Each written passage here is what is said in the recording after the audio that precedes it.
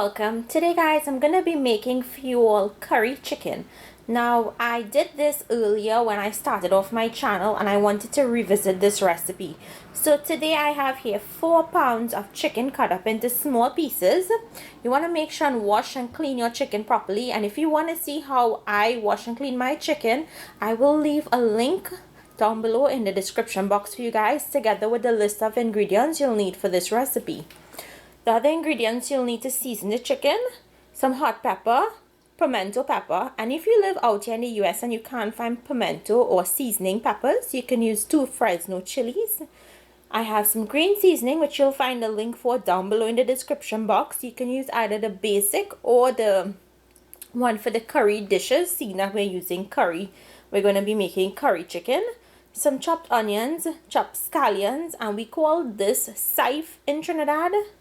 Salt and pepper to taste, minced garlic, and when I'm currying chicken or making any curry dishes, I always put extra garlic. And a tip is, when you're making stew dishes, you put less garlic. Here I have some celery chopped up. So let's get started on seasoning this chicken. So to the chicken, I'm going to start by adding in my salt and black pepper. This parsley or celery, chopped onions. Basically we're putting in all of the ingredients I just called out. That's the pepper, that's a hot pepper, and this is pimento pepper. When you're using the hot pepper, if you don't want your dish spicy, then leave out the white membrane or the ribs and those seeds. Scallions, garlic,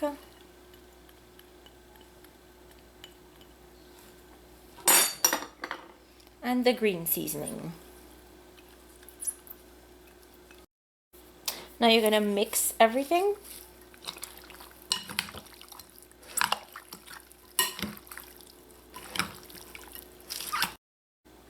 Once you've mixed in all of the seasonings, cover this and you're going to let this marinate for a couple of hours in your refrigerator or even overnight. Okay, now the ingredients you'll need to make the curry chicken or to finish this recipe: some oil, some mild curry powder. You can use mild, you can use spicy, whichever one you choose. I have some geera or cumin seeds, some methi or fenugreek seeds, some roasted cumin powder or geera powder, and some amchar masala powder. If you can't find the amchar masala powder, guys, that's okay, just omit it. And if you want to see how to make this geera powder at home, I will leave the recipe right up here in the right hand corner for you guys.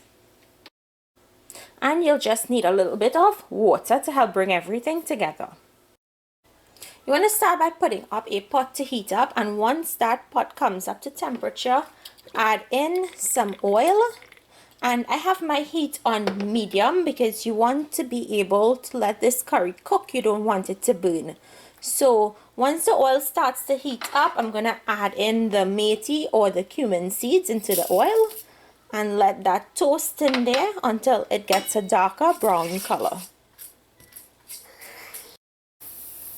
So the seeds have started to darken in color. Now I know some people like to burn their methi or fenugreek seeds till they turn black, and I don't like it like that. I like it to get a dark brown color, and this is the way that I like it. To this I'm going to add in the curry powder and the geera and the amchar masala powder. And I'm just going to let this toast in here on medium to low heat, not high heat please, because all you're going to do is burn that curry and it's going to taste bad. So just allow your curry powder to toast in here for about 1 to 2 minutes. Make sure and keep stirring it so it doesn't burn. Okay, my curry has been toasting in here for about a minute. Now I'm going to add in some water to help this curry cook.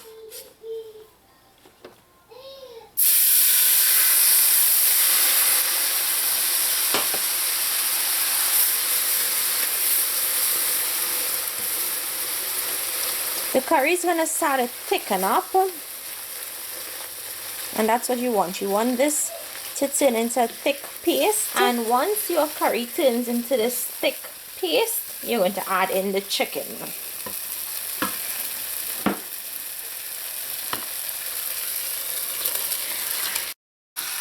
Next, you want to mix that chicken up into that curry paste.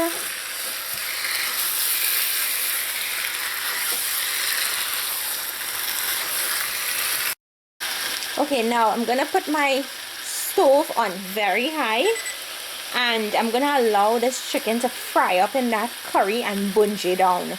Bunjay down just simply means we're gonna allow this chicken and whatever water is in this chicken to dry down completely before we add any additional liquid to help it cook. I'm just gonna go in and give this chicken a turn.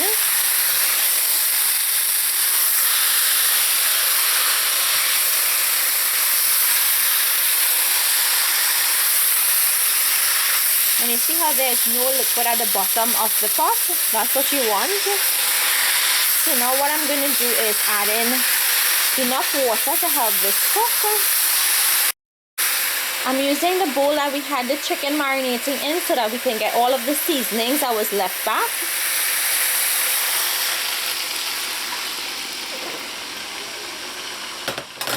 You just want enough to cover the chicken to ensure that it cooks properly.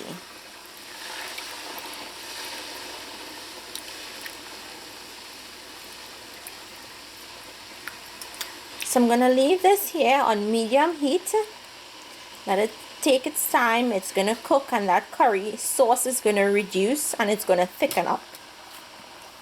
I'm just going to add in 1 hot pepper, and I'm not going to break it. I'm going to leave it whole. In that way it doesn't make the dish spicy, but at the end you can take it out. So the chicken has been cooking for about 30 minutes now, and I went in ever so often and I kept turning it. At this point you can see how the sauce has reduced and it has started to thicken up. Now if you're eating this with rice, you'd want to leave some sauce in it, but you don't want the sauce to be so thin that it's runny. You want it to at least start to thicken up. So I'm going to leave this for about 10 more minutes, and then I'll show you guys what it looks like when it's finished. Okay, so the sauce is nice and thick. It's right where I want it to be. Now this is finished. I'm going to taste it for salt, and I'll adjust my salt accordingly. I hope you guys enjoyed today's curry chicken recipe. If you did, leave me a comment down below telling me if you like it, if you made it, and if you make it differently, let me know how you make it. I will leave recipes for other curry chicken dishes or other curry dishes that I've made at the end of this video, so look out for that. Thank you all so much for watching, and I will see you all another day with another one of my recipes. Enjoy!